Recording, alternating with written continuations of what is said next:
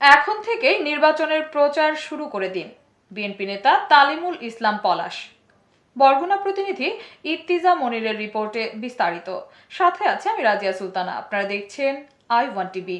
আজ ৩রা সেপ্টেম্বর ২০২৫ তারিখ বাংলাদেশ জাতীয়তাবাদী দল বিএনপির ৪৭তম প্রতিষ্ঠাবার্ষিকী উপলক্ষে বরগুনা সদর উপজেলা বিএনপির আয়োজনে র্যালি ও আলোচনা সভা অনুষ্ঠিত হয়েছে।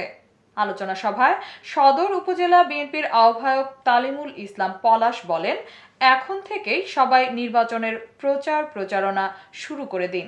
এ সময় নেতাকর্মীদের উদ্দেশ্যে তিনি আরও বলেন, ইউনিয়ন ও ওয়ার্ড পর্যায়ে যারা আছেন আপনারা মানুষের কাছে গিয়ে প্রচারণা শুরু করে দিন। দেশনায়ক তারেক রহমান বরগুনায় যাকে মনোনয়ন দিবে আমরা তার পক্ষে কাজ করে বিএনপিকে নির্বাচিত করব ইনশাআল্লাহ। র্যালিতে অংশগ্রহণ করেন বরগুনা সদর উপজেলার কয়েক হাজার নেতাকর্মীরা। বৃষ্টি উপেক্ষা করে বরগুনার টাউন হল থেকে শুরু করে শহরের প্রধান সড়কে মিছিলে মুখরিত করেন নেতাকর্মীরা। র্যালি শেষে বরগুনা প্রেসক্লাব চত্বরে আলোচনা সভা করেন তারা।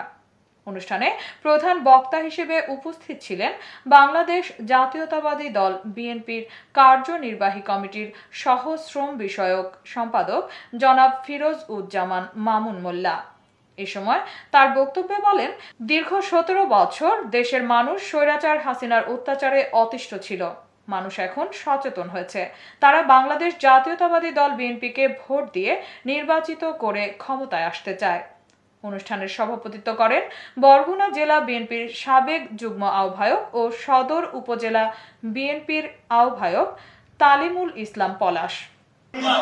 আপনারা হচ্ছেন আমার সংগঠনের প্রাণ, আমার শক্তি এবং ভারতীয় শক্তি, তারেক রহমানের শক্তি হচ্ছে এই ইউনিয়ন বিএনপি এবং ওয়ার্ড বিএনপি নেতৃবৃন্দ।